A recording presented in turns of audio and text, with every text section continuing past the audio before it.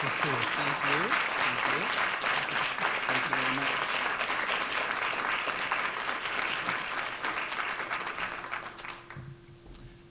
Thank you, Roger, and good evening, everyone.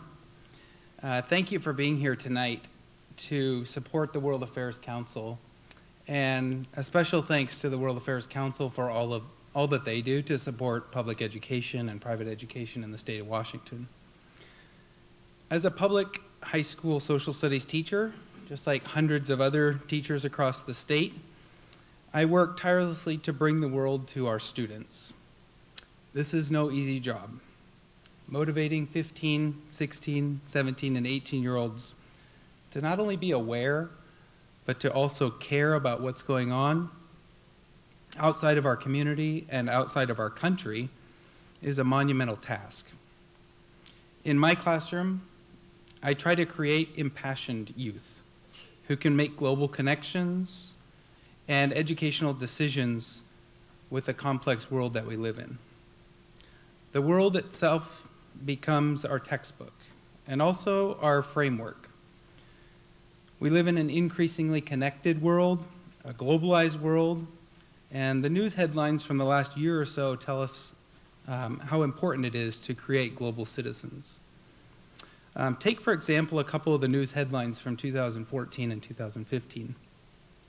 Russia's annexation of Crimea, the development of ISIS in Iraq and Syria, the political recognition of Cuba, North Korea, and the controversy over the interview,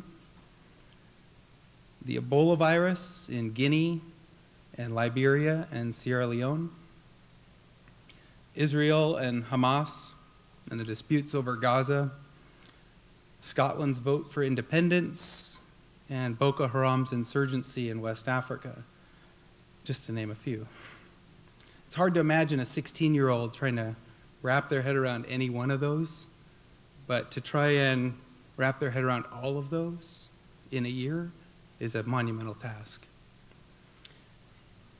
That's our charge as educators.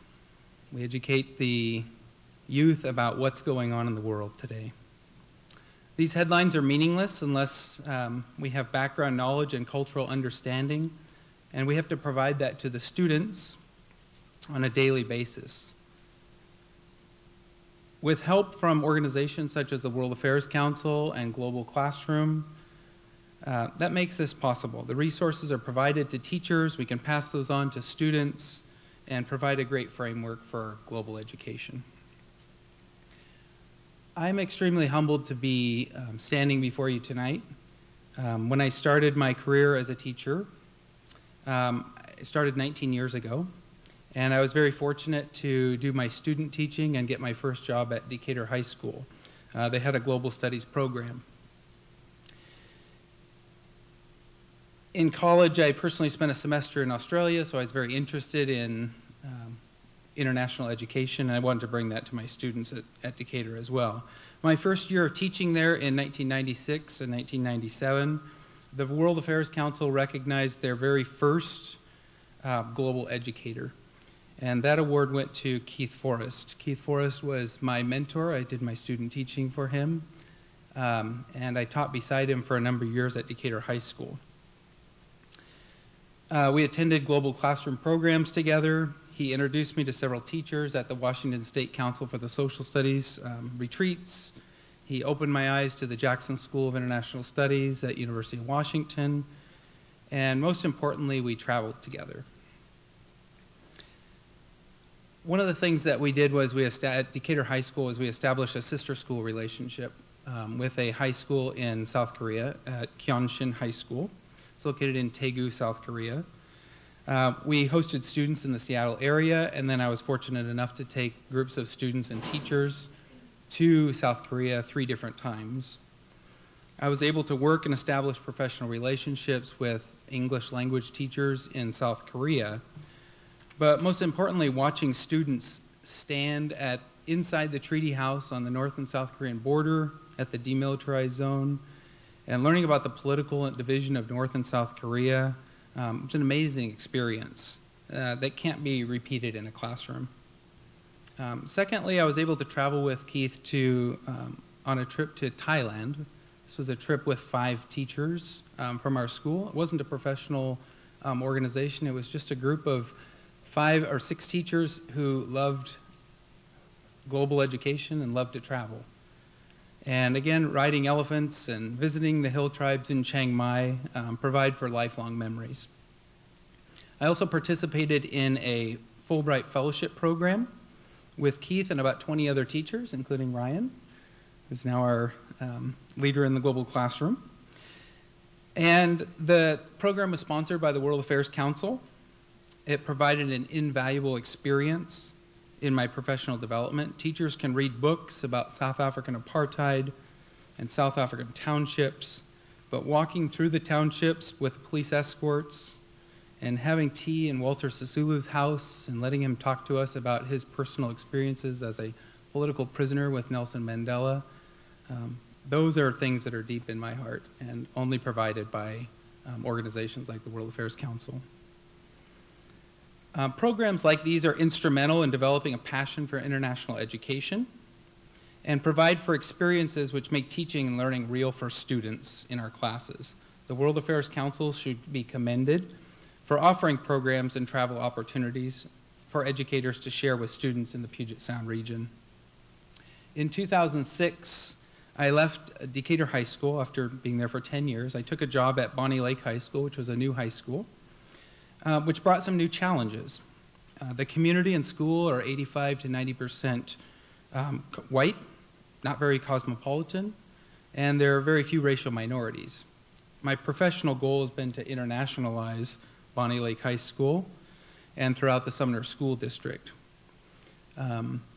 I started an International Economic Summit at Bonney Lake High School. We've been doing that successfully for 6 years and now expanded that to the other high school in the district at Sumner High School. And now they host an International Economic Summit each spring as well. In addition to the International Economic Summit, which mainly serves the seniors in our schools, I now teach 3 sections of AP Human Geography each year at Bonney Lake High School to mainly sophomores. The course has been a great introductory social studies class. It's provided opportunities for students to partake in optional field studies. An example of this is when we study world migration, and when we study world migration, we visit a local cemetery, and we look at sort of how we can define those migration patterns. We also visit local supermarkets, and we look at agriculture units, talk about origin and destination of fruits and vegetables, and also the geography and the layout of the supermarket itself. We also visit local communities and look at cultural geography. We look at the influence of religion, language, material culture on those local communities, and students really develop a sense of place.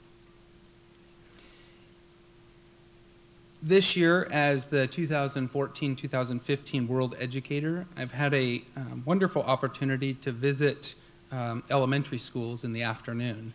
I'm part of the Fellows Program, which meets in the morning, and each day after the Fellows, once a month after the Fellows Program, I go back and visit my wife's elementary classroom. She teaches 3rd grade, and it's been a great opportunity to bring global education to the elementary school as well. I visit the classroom several times and teach the 3rd graders about several countries and cultures. The students have little passports, and each month I bring the students to a new country. This year, the students in my wife's classroom have visited China, Egypt, Kenya, Italy, Greece, Australia, and tomorrow we'll be visiting Russia.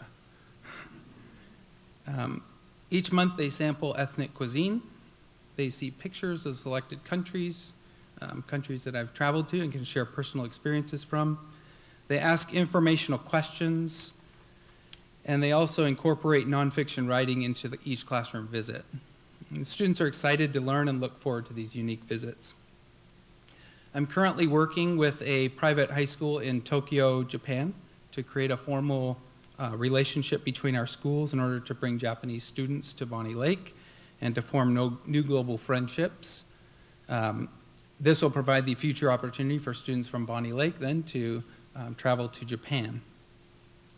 And as Roger mentioned, I'm also extremely thankful for the other fellowship programs that I've had the pleasure to and fortunate enough to receive and partake in. I've traveled to China twice with the Freeman Foundation, and most recently through the World Affairs Council again was selected to travel to Turkey with the Turkish Cultural Foundation. And so I'm currently working on establishing relationships with schools in Istanbul and in Beijing as well to create that international culture and understanding in suburban Bonney Lake. I'm fortunate to have worked with Jackie and the World Affairs Council, T. Snaber, who ran the Global Classroom for a number of years, and now Ryan. I've traveled with Ryan previously, so I look forward to continuing to work with the Global Classroom. By examining current issues, partaking in cross-cultural exchanges, and creating a dialogue of ideas, we serve as ambassadors to enhance and expand our global education. Thank you very much.